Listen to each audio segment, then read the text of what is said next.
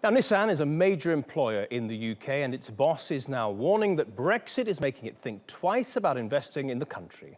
It's worried it might have to pay tariffs to export to the European Union. Now, this is just the latest tremor to follow the UK's decision to pull out of the EU. Azhar Sukri has more. Nissan may be Japanese, but for decades it's been an aggressive competitor in the European car market. And the UK is an important part of its strategy for the region. But the UK's vote to leave the EU has left its CEO with a headache. I don't know what's going to be the situation of Brexit. I don't know it.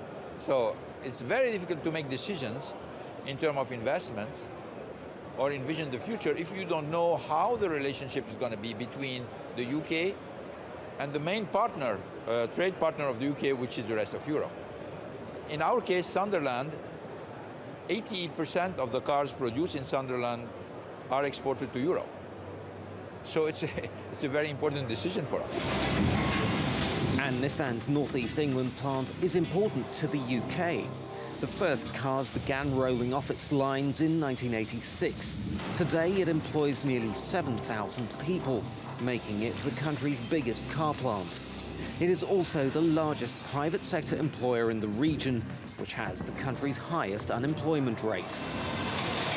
Nissan is threatening to scrap plans for new investments in Sunderland unless the government compensates it for tariffs the EU may impose on British exports to the continent.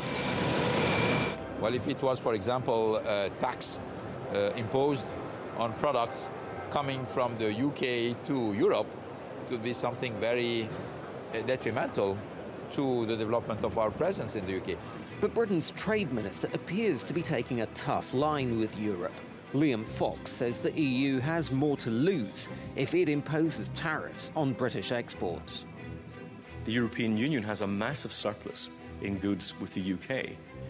Who does it harm more if we end up in a new tariff environment?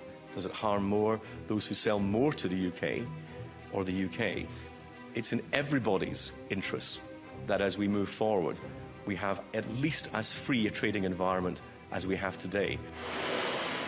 The latest figures indicate that the British economy has held up reasonably well in the run-up to June's vote to leave, and in the months since. But it's early days yet, and warnings like those from Nissan may be the first rumblings of a storm on the horizon. And Azhar joins us on the set now. Azhar, we've dealt with manufacturing. It's quite important, maybe 10% or so of the UK's economy. The services sector is the big one, isn't it? How's that been going? Well, it is very much the big one. It counts for about 80% of GDP in the UK. Latest numbers out of the UK show that the services sector expanded by about 0.4% in July. Remember, this is the month after the Brexit vote. That was actually faster than what a lot of economists had expected. So that's being painted as a piece of good news. But on the flip side, again, a warning from the British Banking Association that the financial services industry could take a big knock from Brexit. In their latest survey, they say that about 5,500 financial services companies use what's known as passporting. In other words, the rights to sell their products across the EU without having individual licenses for individual countries across the EU. A very helpful thing to have. Absolutely. And on the flip side, there's 8,000 European companies that have passporting rights in the UK.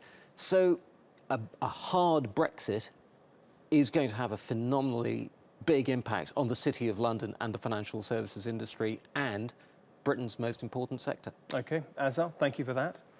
We're going to stay in the UK, and it's just formally signed a multi-billion-dollar contract with the French energy company EDF for its first nuclear plant in a generation. It follows months of uncertainty over the French-Chinese finance project. Charlotte Dubinsky has more. Hinkley Point C in Somerset. When it's built, it's expected to produce enough energy to power 6 million homes. There were nervous smiles at the no-frills ceremony as the ink finally dried on the deal.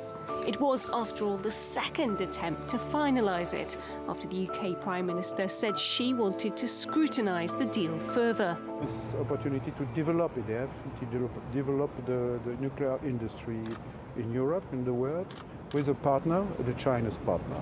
I think it was very important to be here with the British government, the Chinese government, for this very important investment. The UK has now guaranteed a price for electricity produced by Hinkley for 35 years. In return, the French energy giant EDF and Chinese firm CGN will finance the project and its risks. 那么我们在国内建核电站建了很多，建成了很多。 We have successfully built many nuclear power plants in China. This is our first project in Britain and Europe, which is a big challenge for us, since we were not clear about how the local laws, regulations and environment would affect the building of the plant. The deal has also been welcomed by unions who say it will create thousands of skilled jobs. And while the UK has said Hinkley will play an important part in decarbonising the country's energy supply, environmental campaigners say it's short-sighted. Charlotte Dubinsky, TRT World.